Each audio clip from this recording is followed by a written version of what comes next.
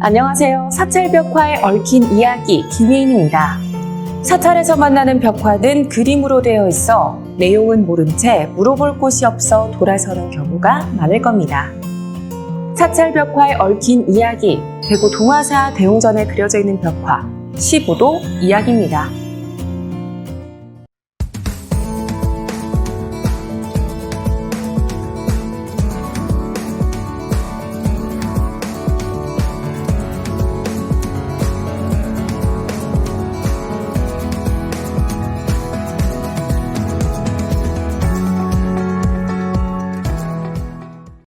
시부도란 견성에 이르는 과정을 10단계로 간명하게 묘사한 그림으로 선의 수행 단계를 소와 동자에 비유하여 수행 단계를 10단계로 하고 있어 시부도 혹은 심우도라고도 합니다. 중국 송나라 때 만들어진 보명의 시부도와 과감의 시부도 등 두 종류가 우리나라에 전래되어 있습니다.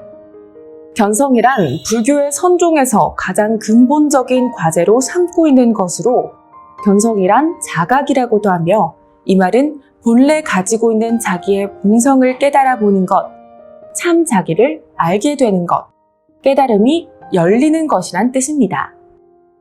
대구 동화사의 시부도는 과감 스님의 심우도가 그려져 있으며 소를 찾는 것을 10가지로 묘사되었습니다.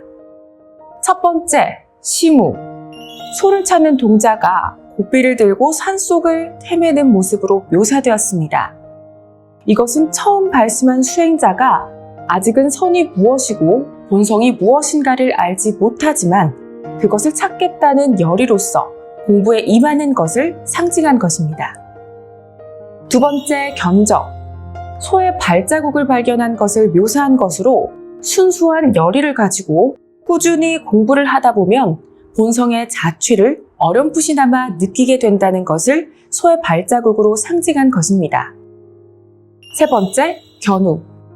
동자가 멀리서 소를 발견하는 모습으로 묘사가 됩니다. 이는 본성을 보는 것이 눈앞에 다다랐음을 상징하고 있습니다. 네 번째, 드구. 동자가 소를 붙잡아서 막 고삐를 낀 모습으로 묘사됩니다. 이 경지를 선종에서는 견성이라고도 하는데 마치 땅속에서 아직 재련되지 않은 금도를 막 찾아낸 것과 같은 상태라고 많이 표현됩니다. 다섯 번째, 목우. 거친 소를 자연스럽게 놓아두더라도 저절로 가야 할 길을 갈 수 있게끔 길들이는 모습으로 묘사됩니다. 삼독의 때를 지우는 깨달은 것을 더욱 갈고 닦은 보임의 단계로 선에서는 이 모구의 과정을 가장 중요시하고 있는데 그 까닭은 한번 유순하게 길들이기 전에 달아나 버리면 그 소를 다시 찾는다는 것은 더욱 어렵기 때문에 특별히 주의를 준다는 의미입니다. 이때 소는 길들이는 정도에 따라서 차츰 황색이 흰색으로 바뀌어가게 묘사됩니다. 여섯 번째, 기우, 귀가.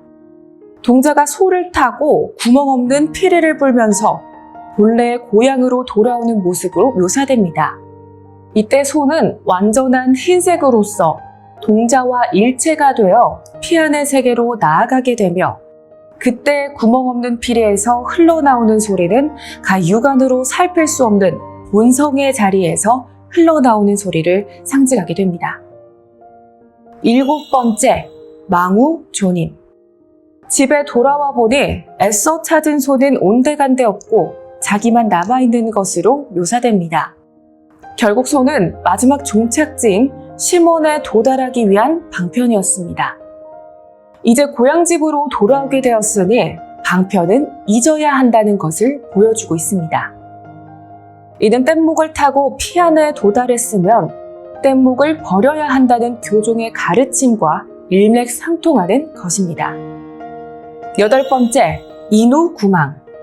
소 다음에 자기 자신도 잊어버린 상태를 묘사한 것으로 텅 빈 원상만을 그리게 됩니다.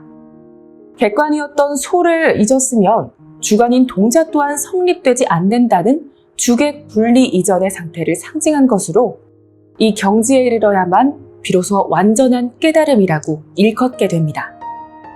아홉 번째, 반본, 한원. 이제 주객이 텅 빈 원상 속에 자연의 모습이 있는 그대로 비치는 것으로 묘사됩니다. 산은 산으로, 물은 물로 조그만 번뇌도 묻지 않고 있는 그대로의 모습을 볼 수 있는 참된 지혜를 상징한 것입니다. 10번째, 입전수수. 지팡이에 큰 포대를 메고 사람들이 많은 곳으로 가는 모습으로 묘사됩니다.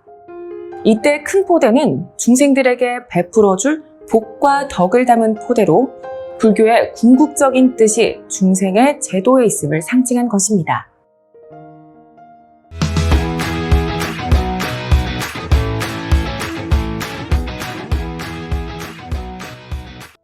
오늘 준비한 사찰벽화에 얽힌 이야기, 대구 도마사 대웅전에 그려진 시부도와 관련된 벽화입니다. 의미를 알지 못하고 지나쳤던 사찰벽화를 통해 불교를 쉽게 이해하고 재미와 의미까지 느낄 수 있는 시간이 되었으면 합니다. 오늘도 함께 해주셔서 감사합니다.